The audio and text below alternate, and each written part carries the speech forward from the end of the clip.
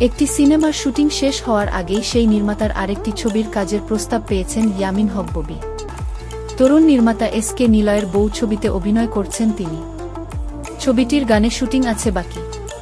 এ নির্মাতার নতুন সিনেমাটির নাম দিওয়ানা। ববির সঙ্গে এর মধ্যে প্রাথমিক আলাপ সেরেছেন নির্মাতা।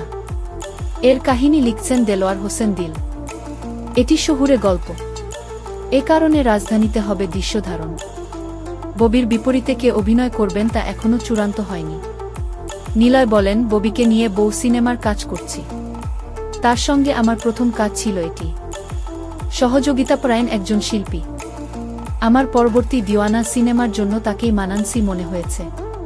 এ কারণে তাকে নিয়ে কাজ করতে যাচ্ছি।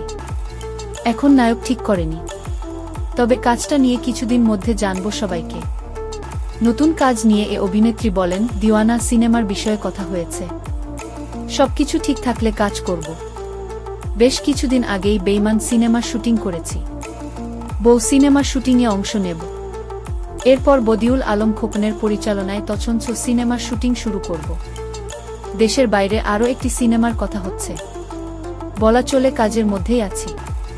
অভিনয় নিয়েই থাকতে চাই। খোঁজ দ্য সার্চ সিনেমার মাধ্যমে ফিল্ম ইন্ডাস্ট্রিতে পা রাখেন ববি। সে হিসেবে শোবিজে তার পথচলা ১.৫ দশকের বেশি।